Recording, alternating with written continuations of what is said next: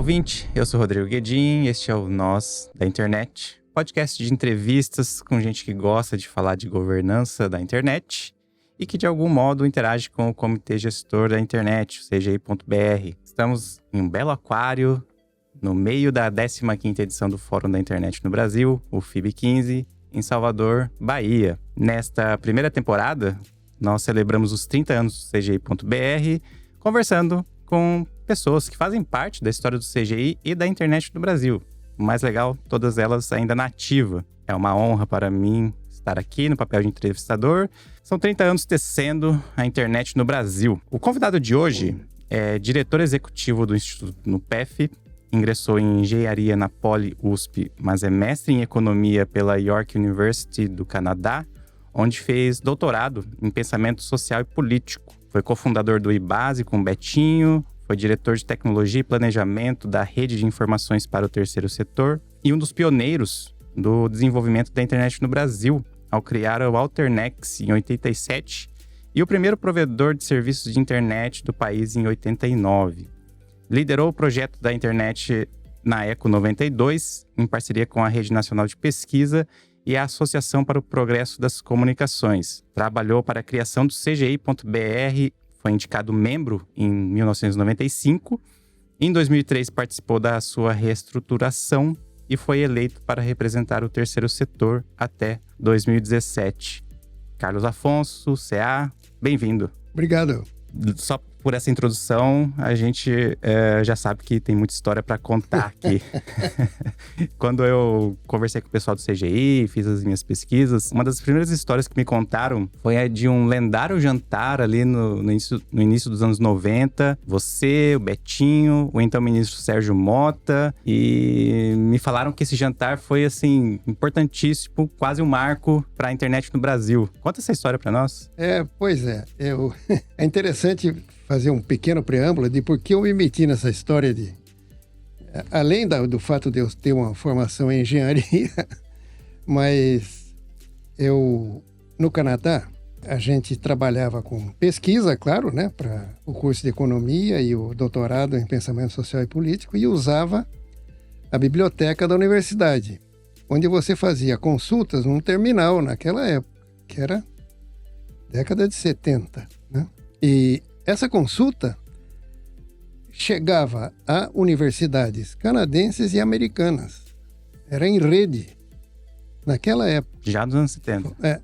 Então você consultava e recebia a resposta bibliográfica de material que estava em qualquer outra universidade. E você tinha recursos para pedir cópias Xerox, etc.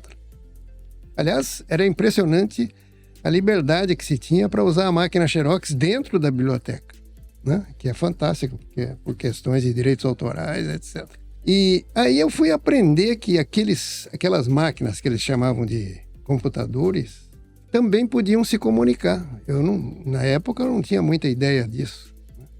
Falei, mas isso é fantástico, a gente precisa explorar essas possibilidades, né?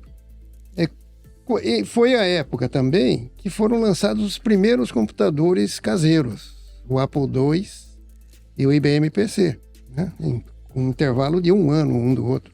E quando eu voltei para o Brasil, depois do périplo de vários exílios, eu resolvi trazer o computador, porque a nossa ideia de fundar o IBASE era fundar uma organização que tivesse como moto, o slogan, democratizar a informação para democratizar a sociedade. Eu falei, mas a gente tem que ter esse computador para a gente trabalhar com a informação. Trouxemos o Apple II e aí começou uma relação tanto com a máquina, mas como com as entidades, tanto nacionais e entidades internacionais com as quais a gente já tinha contato, de pensar em como colocar essas maquininhas maravilhosas em rede. E começou um projeto apoiado por entidades canadenses, inclusive, e tratar de usar os recursos de comunicação da época. O que eram esses recursos? As redes nacionais de pacotes. O Brasil chamava-se REMPAC, né? O DataPac nos Estados Unidos ou no Canadá, todos tinham um PAC, que eram as redes nacionais de pacotes, funcionavam ou via telégrafo, máquinas de telex, né? ou já havia computador, né? Só que o computador era um privilégio na época, né? Estavam começando com o computador. Mas, ao mesmo tempo, o chamado computador pessoal passou a ser usado por um monte de hackers, né, no mundo todo para montar BBS, quadros de aviso eletrônicos, que eles ligavam esse computador no telefone com um dispositivo chamado modem, que também apareceu naquela época, tudo junto, né? E aí as pessoas podiam interagir com esse computador, deixar mensagens, por isso que se chamava quadro de avisos, né? Aí nós fomos avançando no nosso projeto e criamos o Alternex, que você citou já. Uhum. O que era Alternex? Alternex era um computadorzinho ligado por telefone e pela Rempact, essa tal rede da Embratel. E que a gente começou a oferecer a ideia das pessoas poderem se conectar a ele, tal como qualquer outro BBS. Só que esse tinha um diferencial, ele também estava disponível na Rempact, o que era um anátema. Era proibidíssimo alguém botar um BBS na Rempact, mas nós botamos. E aí eles cortavam o link da Rempact. Vocês não podem usar, porque não pode vocês oferecerem serviços. Quem oferece serviços é a Embratel. Uhum. Vocês são usuários. Aí cortavam a linha, o Betinho era amigo do ministro das Comunicações, ligava pro cara: olha, cortaram de novo a linha, dá um jeito aí, né? Eles religavam, daí outro burocrata da Embratel descobria, desligava, e assim vivemos um bom tempo. Com esse on e off pela linha telefônica, continuava funcionando. E aí começamos a trabalhar com esse projeto em conjunto com entidades dos Estados Unidos, do Canadá, vários países da Ásia, da América Latina.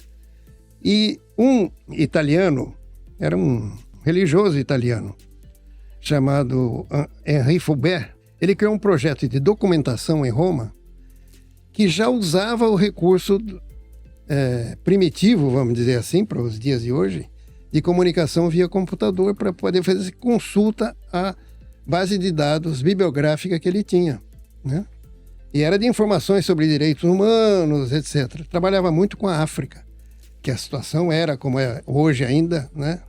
Um desastre em direitos humanos. E esse Charles Fulbert era o nome. Aí ele propôs que o Interdoc facilitasse uma reunião internacional entre essas entidades que estavam interessadas em interconectar-se, né, via computador, usando os Apple II, os IBM PC da época. Combinamos uma reunião em Velletri. Velletri é uma cidadezinha na Itália, é cidadezinha até hoje, na década de 70 já ainda era, que tem um vinho branco maravilhoso. Não foi por acaso a escolha. Exatamente. E Velletri, esse vinho branco ajudou muito nas negociações, né? Olha aí. E aí bolamos o tal projeto Interdoc, que serviria para a gente compartilhar experiências de como usar a máquina, né, as conexões, e também compartilhar informação, né? E tivemos apoio de entidades canadenses para esse projeto. E aí ele passou a ser conhecido. Interdoc passou a ser conhecido. Olha, tem uns caras aí fazendo a interconexão e transmitindo informação de um país para o outro, né? Resultado, acabamos pensando em criar uma associação dessas entidades que operavam esses serviços. Era tudo improvisado, né? Tudo estávamos aprendendo enquanto fazíamos. E aí veio a ideia de se criar a Associação para o Progresso das Comunicações, que foi a APC. Fizemos uma reunião em São Francisco, outra cidade incrível,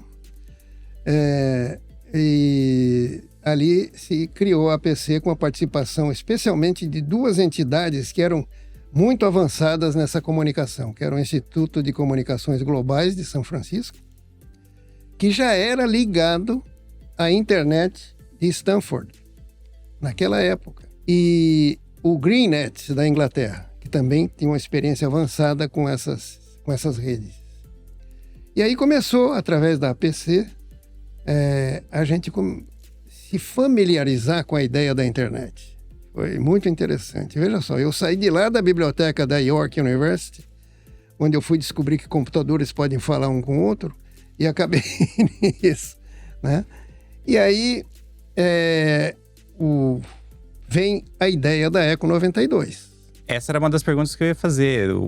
A Eco 92 teve tudo a ver com o Betinho, uma série, a APC.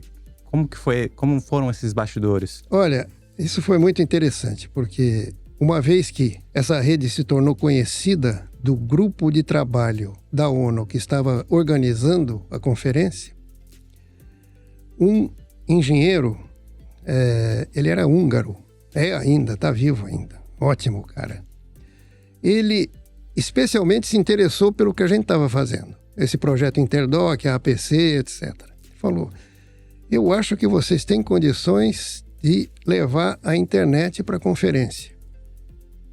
Eu vou consultar o Morris Strong, eu acho que era inglês, não era francês, e que é o coordenador geral da conferência, para ver se a gente inclui no acordo de sede do Brasil com a ONU um projeto de internet para a Eco 92. Foi sopa no mel, né? Agarramos com todas as garras possíveis e estava conosco, nós tínhamos uma parceria com o pessoal que estava montando a RNP. A RNP começou depois do nosso Alternex, né? Uns meses depois. E na pessoa especialmente de um querido amigo chamado Tadao Takahashi, que já faleceu infelizmente. Faz uma falta danada. E ele tomou para si a ideia de dialogar com o governo federal. Falou, eu tenho meus contatos lá e vou conduzir esse projeto no governo federal com a ajuda de vocês. O governo aprovou a inclusão do projeto da internet no acordo de sede, sob a nossa liderança. E aí, com a ajuda da RNP, a Rede Rio, o pessoal da FAPESP em São Paulo, etc., né? Que era onde deveriam chegar os circuitos de internet. Se a gente conseguisse trazer, porque a Embratel dizia, não, isso aí é um negócio chamado TCP/IP, isso é ilegal. Nós usamos os padrões ROSE e ISO. O resto é proibido no Brasil. É incrível. Aí veio o acordo de sede e dá uma pancada na Embratel, porque eles dizem, vocês têm que permitir a entrada de 2 circuitos TCP/IP para servir a conferência. Os acadêmicos vibraram, né? Porque eles estavam loucos por isso e não conseguiam furar a Embratel. E aí chegaram os circuitos, a Sun Microsystems, né? Doou o equipamento para nós, a estado da arte na época, né? Doou o software, inclusive, que era só o software era $100 mil na época. Não era para qualquer um. Não era para qualquer um. Doou o software, outras empresas doaram computadores, aqueles IBM PCs, e nós montamos o projeto. Impressionante, nós botamos acho que 20 computadores no espaço do Hotel Glória, outros tantos no espaço do Museu do Telefone e mais uns 30 ou 40 computadores no espaço principal, que foi no Rio Centro, o espaço da conferência. Tudo interligado com a ajuda da Telerge, ou Telerge, para falar no sotaque carioca, que enquanto eles aprendiam o que era a internet conosco, eles nos ajudavam com os links, que era fundamental, né? Os circuitos telefônicos para fazer a coisa funcionar. Funcionou tudo desse jeito. E aí, o que aconteceu? Foi muito interessante porque governos de países menos bem favorecidos com recursos, né? A África principalmente, usavam o nosso sistema para fazer comunicação oficial deles com o país deles durante a conferência, né? E a APC tinha criado um sistema de conferências eletrônicas onde toda a informação que podia circular a gente colocava lá. E isso facilitou para muita gente que queria ter participação na conferência, mas não tinha grana para vir para o Rio, né? Isso incluía gente de governo e de sociedade civil, empresas, etc. E então o sucesso foi tão grande apesar de os percalços, dificuldades, coisas que paravam de funcionar e tudo isso, não era surpresa, porque era tudo novo, né? Uhum. Que a ONU adotou essa ideia de ter a internet no espaço das conferências para todas as conferências seguintes. E contou com a nossa equipe, a equipe da APC, na verdade, que ia para esses espaços. Nós fizemos até na China, em Beijing, uma conferência sobre mulheres e direitos humanos, e fizemos o mesmo espaço lá, o mesmo projeto lá. Foi uma semente que floresceu, e olha só como floresceu. Quando a gente conseguiu a conexão à internet direta, porque antes como é que a gente fazia? A gente chamava por telefone, descagem direta internacional, DDI, né? Um computador em Stanford, que era o computador do Instituto de Comunicações Globais, e transferia mensagens do nosso sistema para o deles. E de lá eles distribuíram para a internet. E vice-versa. Mensagens que vinham da internet para nós vinham por esse canal UCP aí que a gente ligava. E eles é que nos chamavam. Por quê? Porque chamar do Brasil para os Estados Unidos era caríssimo. Uhum. Mas deles para cá era barato. Então tinha conexões uma vez por dia ou 2 vezes por dia, de meia hora, que transmitia tudo para um e para outro. E aí a gente resolveu fazer o que hoje se chama Startups. Um projeto de startups. Nós não tínhamos esse nome na época. Startup. Hoje é startup.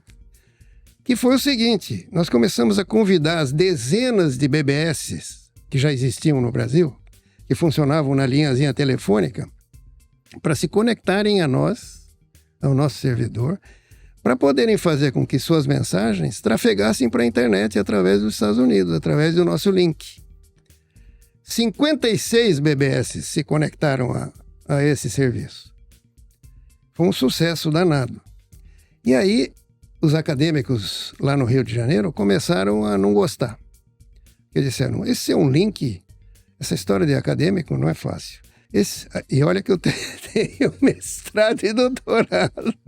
Pode falar com conhecimento de causa. Posso falar com conhecimento de causa.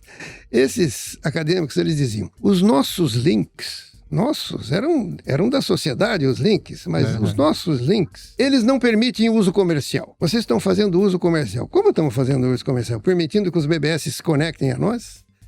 É porque não eram acadêmicos, né?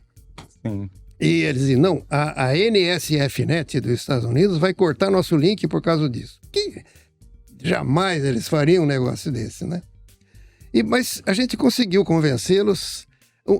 Quando a UFRJ ameaçou cortar o nosso link do Rio, o Tadal, de novo, conversou com o ministro da Ciência e Tecnologia, o secretário da Ciência e Tecnologia de São Paulo, era o Emerson Capaz, se não me engano. E ele ligou para a FAPESP e disse, olha, esses meninos não podem ficar fora da rede. E aí o Tadal conseguiu que se reroteasse o tráfego internacional nosso via São Paulo, em vez de ser via Rio. Aí o secretário da Ciência e Tecnologia do Rio, enquanto isso, chamou o Betinho. Betinho, o que aconteceu que vocês desligaram da UFRJ? Aí o Betinho explicou, não, é a FJ que estava ameaçando nos desligar, e aí a gente reroteou para São Paulo.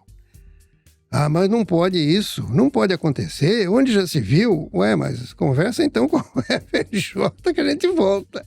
Resultado, acabou tudo tranquilizando, ligamos de volta, e aí o resto é história, né? O Alternex se estabilizou, foi um serviço que teve milhares de usuários, né?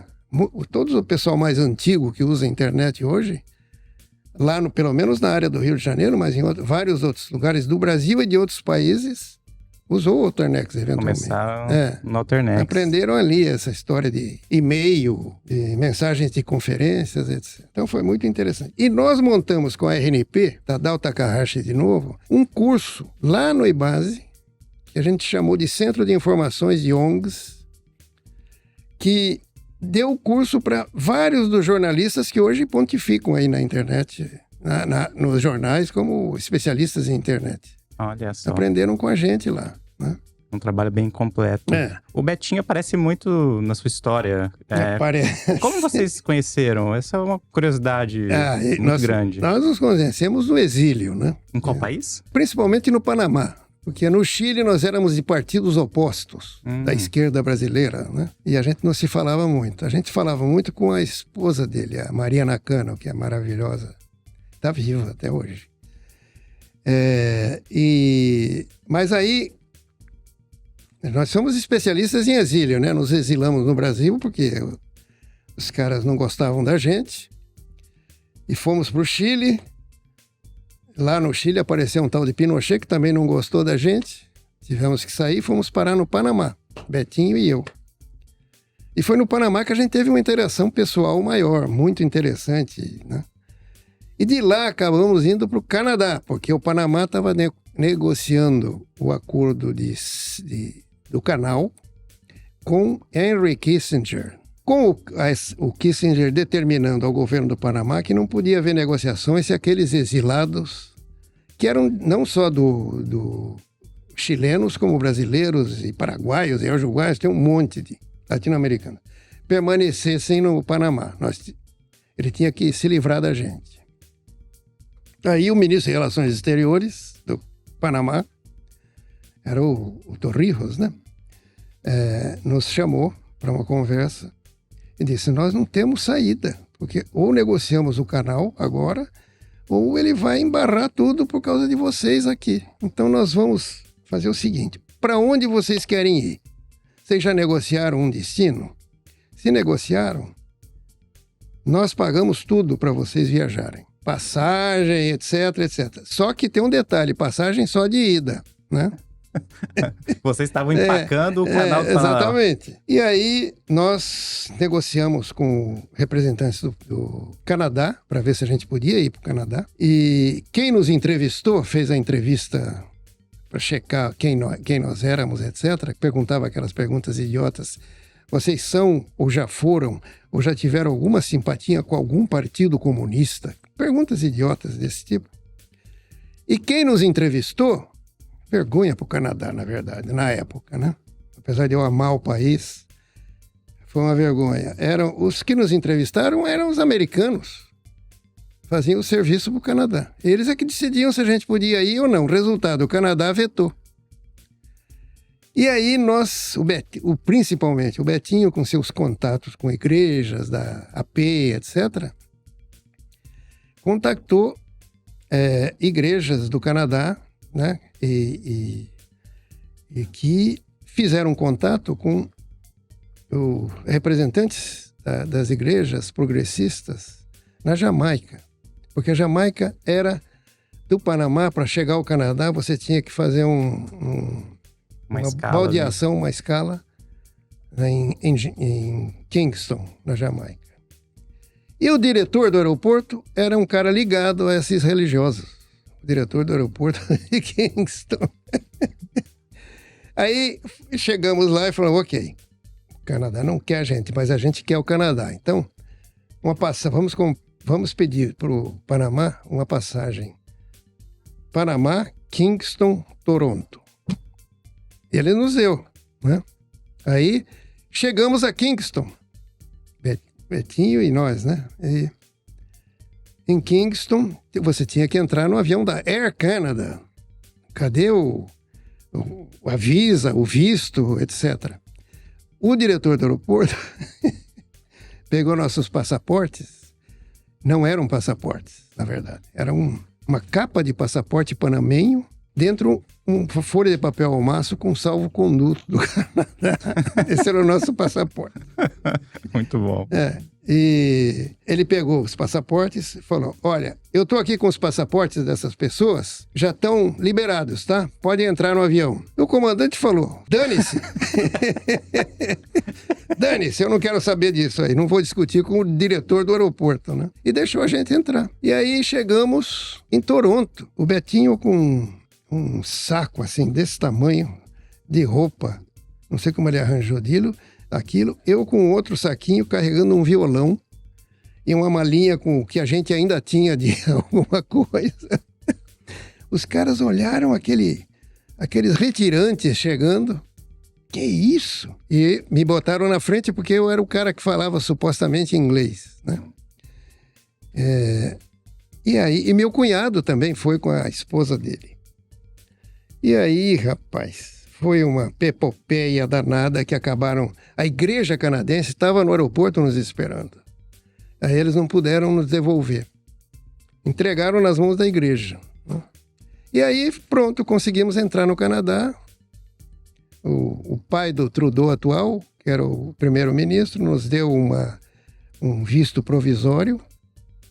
E depois viramos imigrantes oficiais e depois cidadãos canadenses. Imagina, 6 anos depois. Olha só. E aí veio a anistia no Brasil, o Betinho resolve fazer o IBASE. O Betinho já tinha saído do Canadá, ele nem sequer pegou a cidadania. Ele foi para trabalhar na Universidade do México, na UNAM. E lá ele falou, com anistia nós vamos voltar para o Brasil e vamos fazer o IBASE, um instituto né?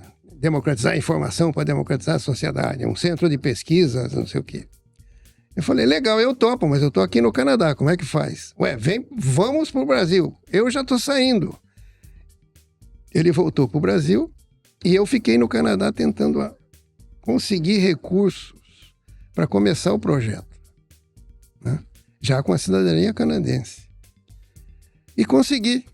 Eu me lembro que eu liguei pro Betinho, ele lá no Rio, em Laranjeiras, e eu em Toronto. Eu liguei, Betinho, você está em pé ou sentado? Ele falou, eu estou em pé, mas como eu sou mineiro, eu já vou sentar correndo. E aí eu falei para ele, conseguimos um primeiro $60 mil das igrejas americanas, veja só, para começar o projeto do IBASE. Olha aí. E aí tínhamos conseguido também um pouco das igrejas canadenses. E nós não tínhamos nada que ver com a igreja, meu Deus. Éramos civis, né? Vamos dizer assim. Acho que o legal dessa história é que o nascimento da internet também tem muito de social, de diálogo, de política. Envolvimento, né? De vários setores e várias... Olha, impressionante. Uma epopeia. Eu fico pensando também nessas idas e vindas aí por vários países. Eu não sei, na minha cabeça parecia uma coisa muito de aventura, muito risco. Em boa medida é mesmo. Como que era? Tipo, fuga assim no meio da noite. O trecho do Brasil para o Panamá, para Bolívia foi fantástico. Porque eu e o meu amigo Dilson, que era muito mais procurado que eu nas peripécias, porque eu fui, no movimento estudantil, eu fui vice-presidente da UEE aqui de São Paulo, cujo presidente era nada menos que o Dirceu. Então você vê que o pedigree já era bem pesado, né? E aí nós conseguimos sair, o Dilson e eu, num trenzinho que ia até o Mato Grosso e dali para Bolívia. E chegamos em Santa Cruz de la Sierra. E aí, também com passaporte. Ninguém tinha passaporte, né? Eu tinha minha carteira de identidade, que tinha sido apreendida pelos militares quando eles invadiram a USP e tomaram os documentos dos estudantes, etc. E um amigo meu fez uma cópia fiel da minha carteira de identidade original. Eu tenho uma carteira falsa, mas era a cópia da original. Então, tudo bem. Meu amigo tinha uma carteira falsa mesmo. Ele era de outra pessoa. Aí chegamos na Bolívia, queremos ir para o Lago Titicaca, conhecer o Lago Titicaca. Ah, legal. Quem nos recebeu foi uma família de um estudante da USP, que era nosso amigo na época, e que recomendou o pai dele nos receber em Santa Cruz. Aí ele explicou, você chega lá, você vai para a imigração e conversa lá com a imigração, e de lá vocês podem ir para o Chile, etc. Coitado, ele não tinha muita ideia do que ele estava falando. Fizemos exatamente isso. Chegamos em La Paz, fomos para a imigração, cadeia. Eita. E aí, o que nós vamos fazer com vocês? Eles diziam. Nos separaram, um em cada cela, para a gente não combinar a conversa, que a conversa de ir para o Lago Titicaca continuava. Ainda queriam visitar o lago. Exatamente. E aí eles falaram, eu não sei o que eu faço com vocês, disse lá o milico lá da inteligência boliviana. Eu vou entregar vocês para a embaixada. Entregou a gente para a embaixada brasileira. Quer dizer, dali era voltar para o Brasil, né? Já viu. Uhum. E meu amigo, especialmente, não podia voltar de jeito nenhum.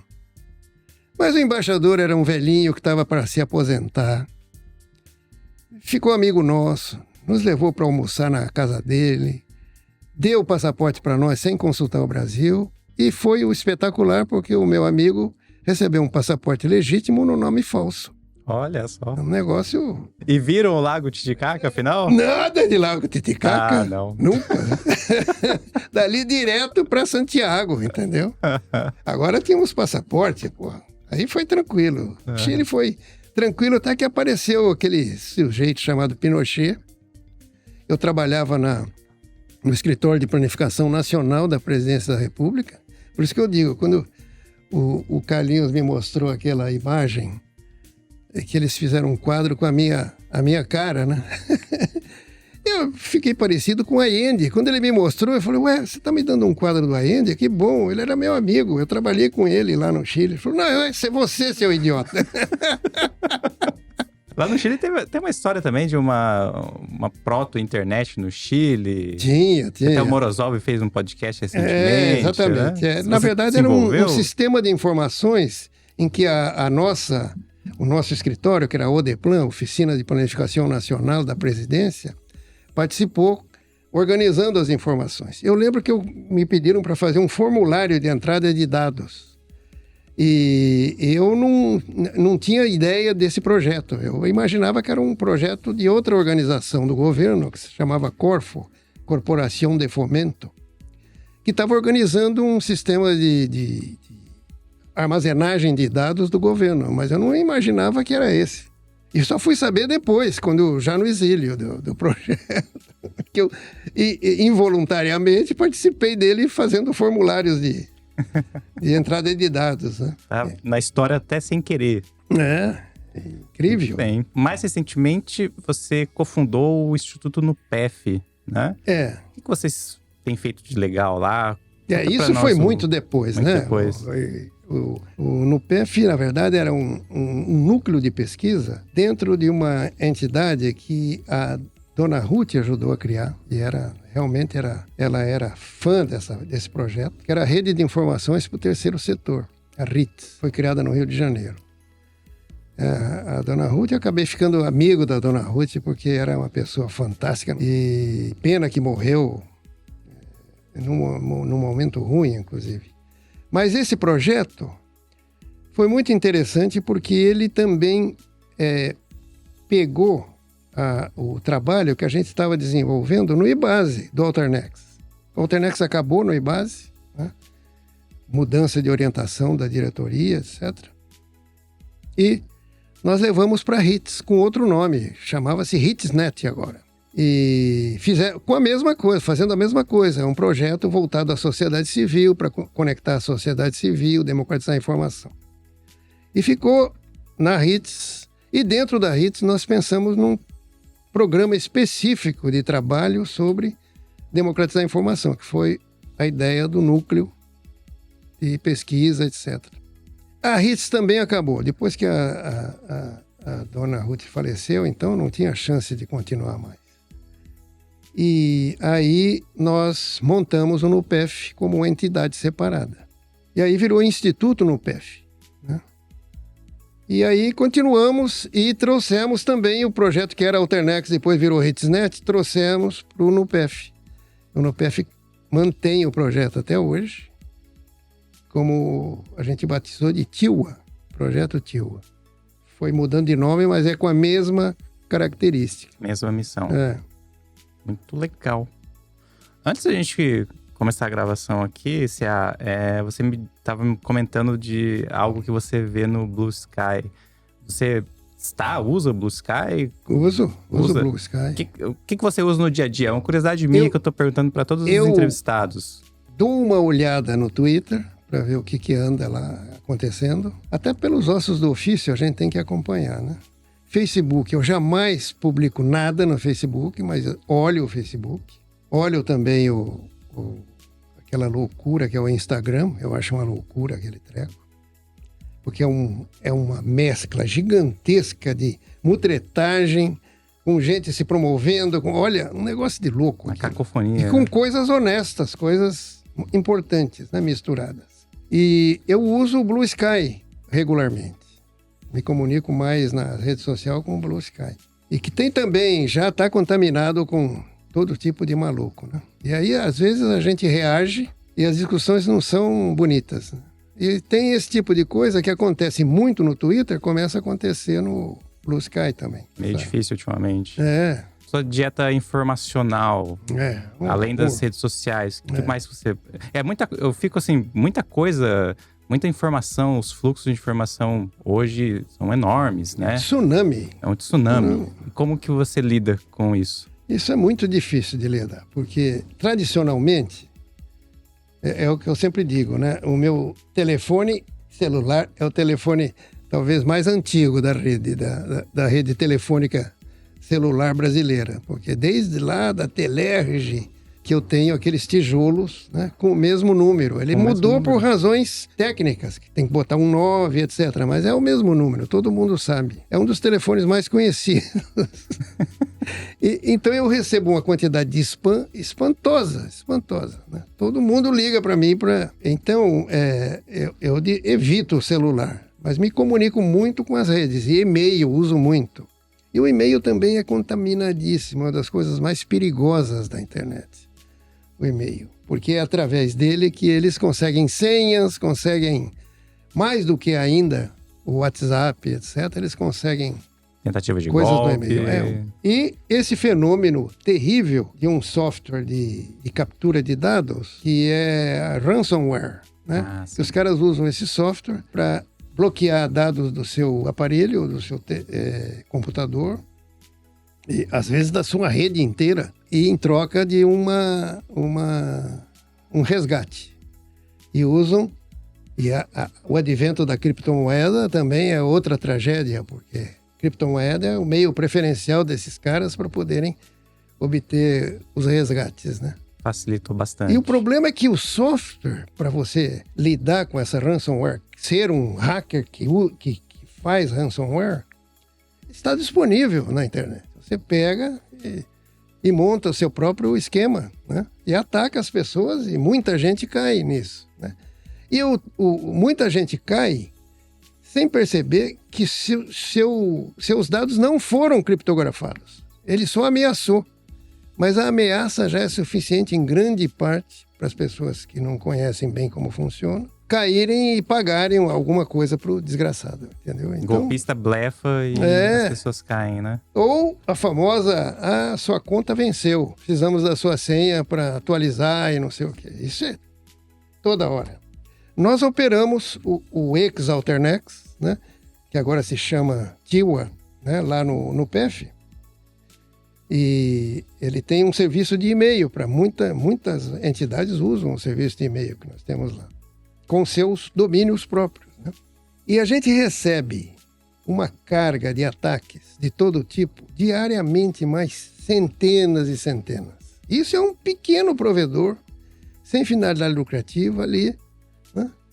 Eu imagino os grandes como sofrem com isso. Tivemos que fazer um investimento numa firewall super profissional para poder resistir a ataques de DDoS e de todo tipo de mensagens falsas, né? Fake, impressionante. A internet tem muita coisa boa, mas também municia... E como eu lido razoavelmente bem com isso, eu deixo o meu computador aberto justamente para aberto no sentido de receber spam, porque é para eu analisar o spam. E justamente informar as pessoas, olha, esse tipo de spam é novo, esse tipo de tentativa de captura de dados é novo, etc., né? E nós mantemos lá na nossa rede um computador do NIC, que é um honeypot. Para atrair esses ele adora receber spam. É a missão dele. A gente está se aproximando aqui do fim da entrevista. 30 anos... é muitas histórias, né? Não dá tempo. Pois é, o nosso tempo é curto. Daria para ficar aqui muito mais tempo. A gente está celebrando os 30 anos do CGI.br. O que você espera para os próximos 30 anos? Nossa, aí é impossível. A internet é uma incógnita para mim hoje. Não sei para onde vai isso. Eu sei que vai haver um processo de uniformização, né? E eu tenho a impressão que no frigir dos ovos todos os países vão aderir a redes de conexão, tal como aderiram no passado a redes de ferrovias e rodovias, como infraestrutura essencial e permanente. Não pode ser no improviso, e tem que chegar a todos os lugares.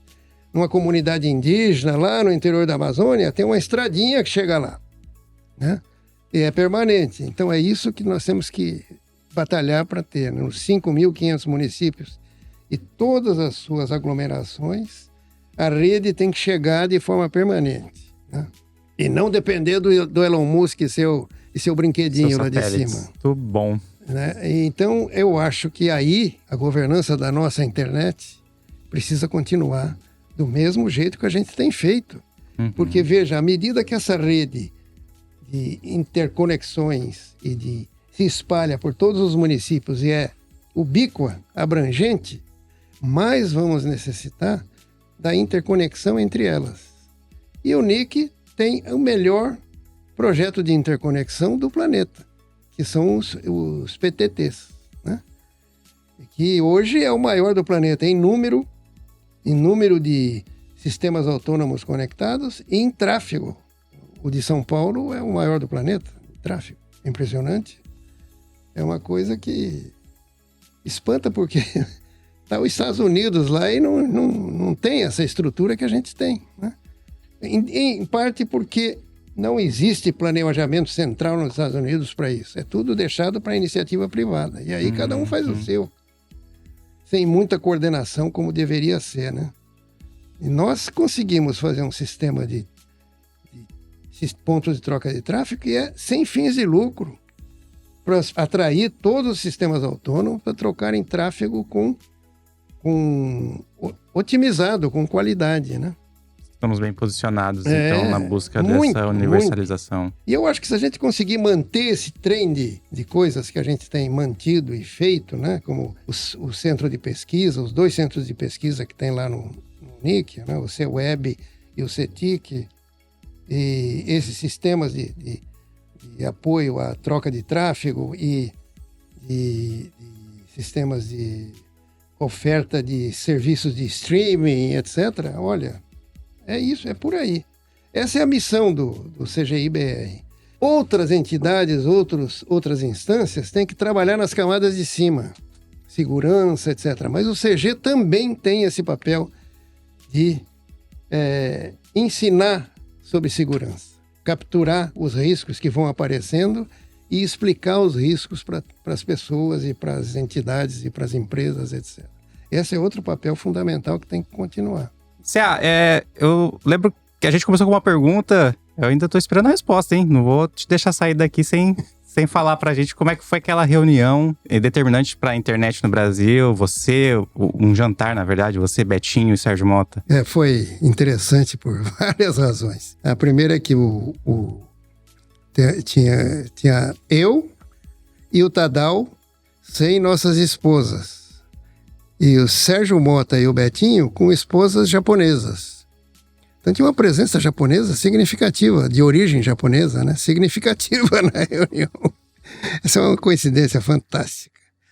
E a reunião, na verdade, foi para defender a ideia de um projeto de coordenação da internet no Brasil, né? E que o Sérgio Mota tinha a capacidade de tocar adiante. E o Betinho, que não entendia nada do que a gente estava fazendo, mas apoiava tudo, né? Fantástico isso. Ele disse, olha, eu não entendo de nada disso, Sérgio, mas eu sinto que é muito importante e a gente não pode deixar de avançar, né? E aí eu tentei explicar mais detalhadamente, e o Sérgio era muito decidido, um cara, essa qualidade ele tinha. Aí, e a Cristina de Luca, jornalista, estava na sala de estar do restaurante, esperando as notícias. Nunca me esqueço disso. Ela foi quem anunciou, né, a ideia.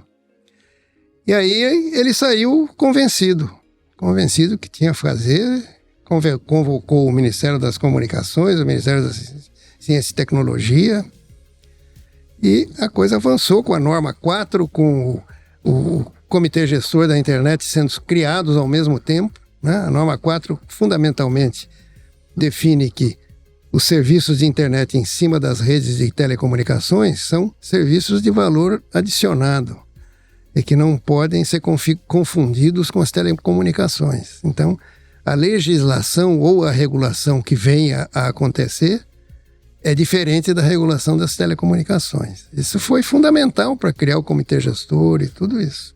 E isso aconteceu no jantar, o embrião dessa... O embrião foi... Mas ele já tinha ouvido, já tinha gente dentro do ministério em contato com a gente, trabalhando.